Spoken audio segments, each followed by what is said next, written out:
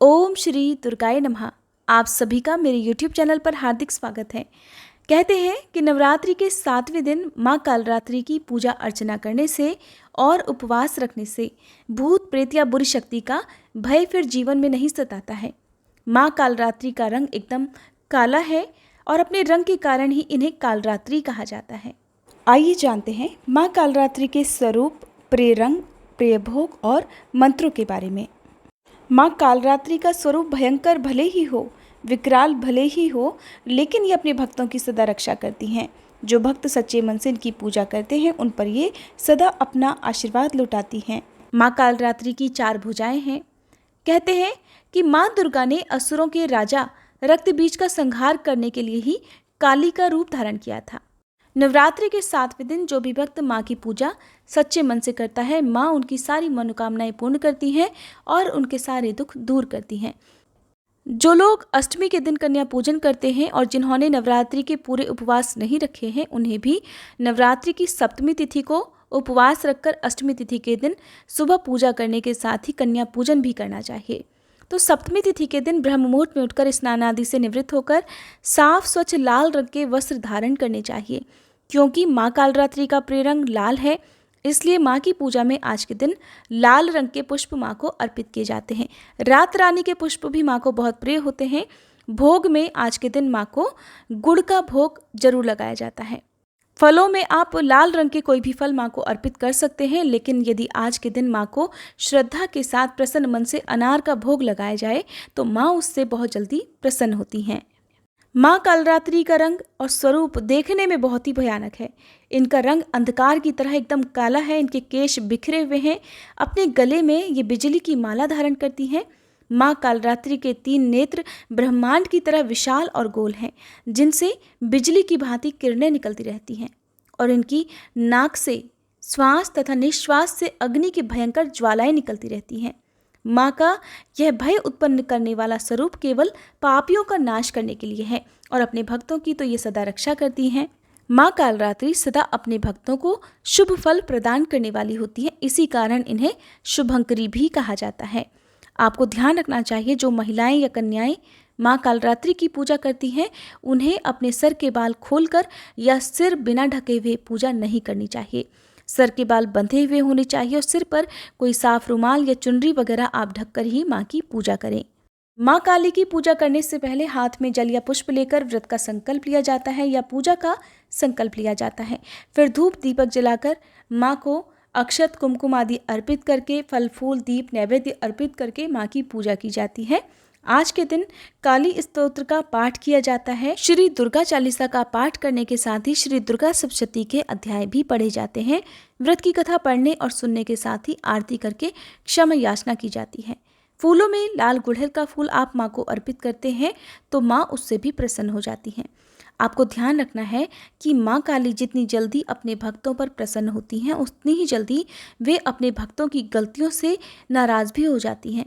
इसलिए माँ की पूजा आज के दिन करते समय आपको इस बात का बहुत ज़रूरी से ध्यान रखना है कि कोई भी ऐसा काम ना करे जो कि नवरात्रि के दिनों में ना किया जाता हो। किसी प्रकार की जीव हत्या, किसी प्रकार की कोई बुराई या किसी दूसरे को नुकसान पहुंचाने की भावना से आज के दिन किसी प्रकार की गलत पूजा पाठ भी नहीं करनी चाहिए।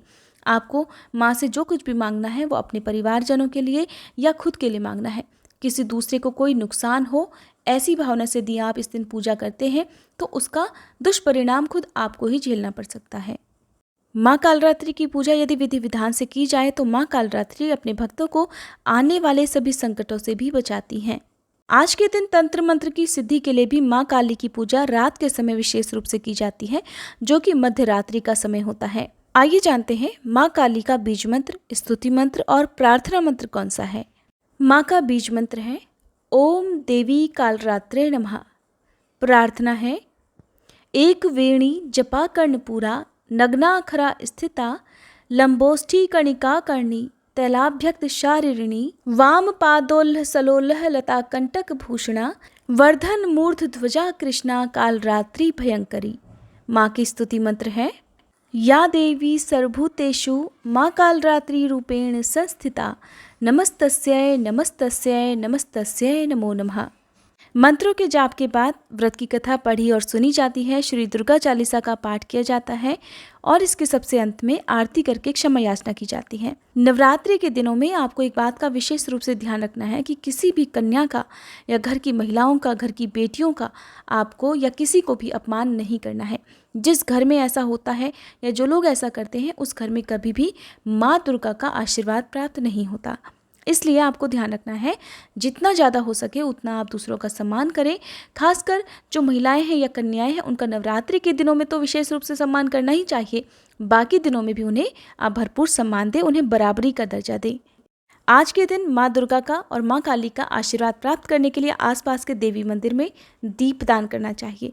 आज के दिन जो लोग गुड़ का दान करते हैं उनके जीवन में सदा मिठास भरी रहती है, उनके घर में, उनके परिवारजनों में सदा प्रेम बना रहता है और अकाल मृत्यु से और आने वाले सभी संकटों से माँ काली रक्षा करती हैं। नवरात्रि के 7वें दिन आपको क्या नहीं करना चाहिए, इस बारे में मैं आपको बता दूं कि विशेष रूप से जो शाम का समय होता है, रात का समय और विशेष रूप से मध्यरात्रि का समय हो, उस समय आसपास किसी सुनसान जगह पर जाने से बचना चाहिए, क्योंकि आज के दिन बहुत से लोग तंत्र मंत्र की सिद्धि के लिए माँ काली की पूजा करते हैं। ऐसे में बहुत सारी जो नकारात्मक शक्तियाँ हैं वो वातावरण में अगर हो जाती हैं तो उसका कोई भी अशुभ प्रभाव आपके ऊपर ना पड़े, इसके लिए ऐसी सुनसान जगह पर जाने से जितना हो सके उतना बचना चाहिए। अपने घर पर रात के समय शाम की पूजा जो आप करते हैं उस समय घर के मुख्य द्वार पर एक दीपक आपको जलाना चाहिए। अपने घर के मुख्य द्वार पर गंगा जल छिड़कना चाहिए और अपने घर पर साफ सफाई का ध्यान भी आज के दिन आपको रखना चाहिए। नवरात्रि के 7वें दिन भी आपको उन सब बातों का ध्यान रखना चाहिए जो कि अब तक आपने पूरे 6 दिन तक रखा है। इसके बाद विधि विधान से अगर आप अष्टमी के दिन कन्या पूजन करते हैं तो अपनी सामर्थ्य के अनुसार श्रद्धा और प्रसन्न मन से कन्याओं को आमंत्रित करें, उनका विधिवत पूजन करें, उन्हें भोग लगाएं और फिर उन्हें विदा करने से पहले उनके चरण छूकर आपको उनका आशीर्वाद प्राप्त करना चाहिए। कन्या पूजन के लिए कम से कम 5 या 7 कन्याएं होनी चाहिए और इन कन्याओं के साथ साथ एक बटुक भैरव की भी पूजा की जाती है। कन्याओं की उम्र 2 से और 10 वर्ष के बीच में होनी चाहिए और जब आप कन्याओं को आमंत्रित करें तो उनकी पसंद का भोजन उन्हें बनाकर खिलाएं। कन्याओं के पैरों पर आप आलता लगाएं, उनके हाथों में आप लाल चुनरी बांध सकते हैं और लाल चूड़ियां भी उन्हें पहना सकते हैं, उनका श्रृंगार भी आप कर सकते हैं। इसके बाद उन्हें स्वादिष्ट भोजन बनाकर उनके सामने प्रेम पूर्वक परोसें, उन्हें प्रसन्न मन से विदा करें और इस प्रकार अगले वर्ष फिर से माँ दुर्गा की नवरात्रि की 9 दिन की पूजा करने का आप निश्चय करें। इस तरह से जिस घर में कन्याओं का पूजन सम्मानपूर्वक होता है उस घर में सदा माँ दुर्गा अपना आशीर्वाद बनाए रखती हैं। ये थी आज की वीडियो। उम्मीद करती हूँ जानकारी आपको पसंद आई होगी।